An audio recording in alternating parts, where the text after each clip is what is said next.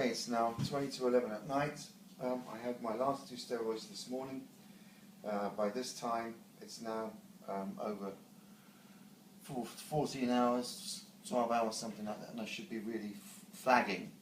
After the ozone treatment, I felt very tired, but I could actually feel a different taste in my mouth, and I could actually feel something happening in my chest.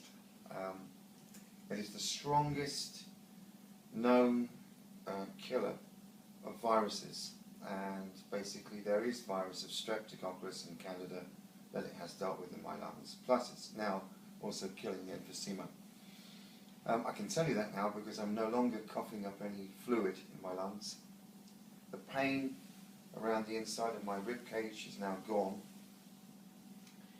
The tightness in breathing in and out is now stopping, and this sort of solid feeling in my lungs has gone. I have not used an inhaler or a nebulizer since 10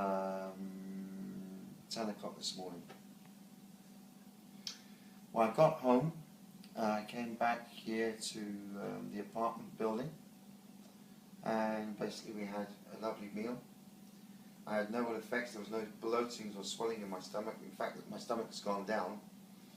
And then I went for a swim, which is the first time I've actually been for a swim for over 2 to 3 years, concerning my breathing and fear of drowning because of the feeling of drowning inside. So these are all the medicines that have now gone.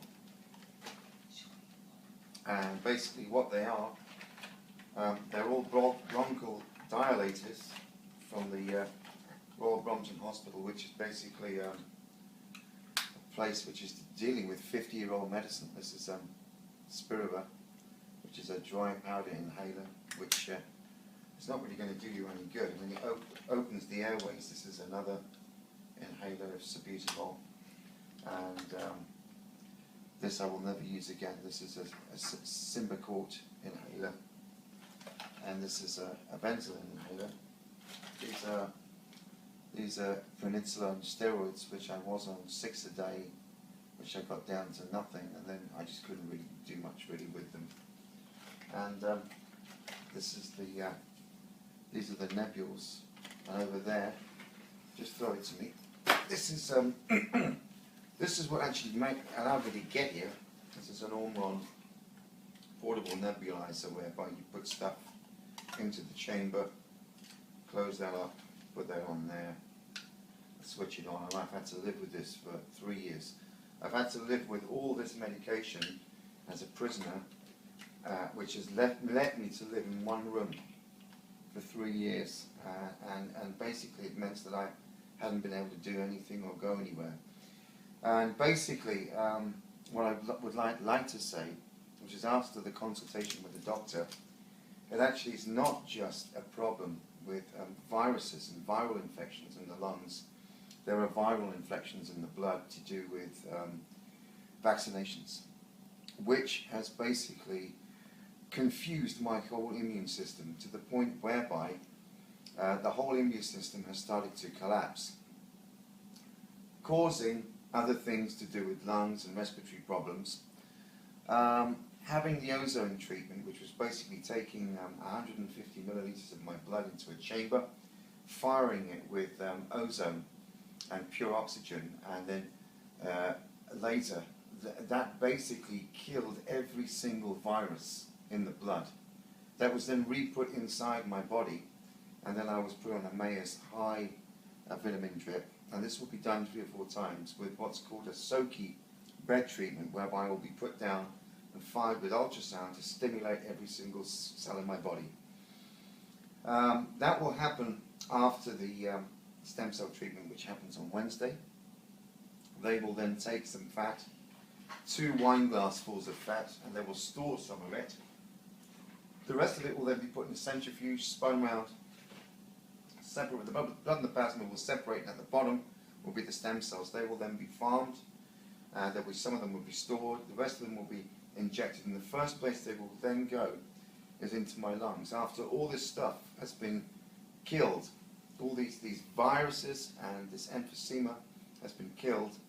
This will go back into my lungs, and the words were that the stem cells will become a conductor, like an orchestral conductor stands on stage and he conducts an orchestra.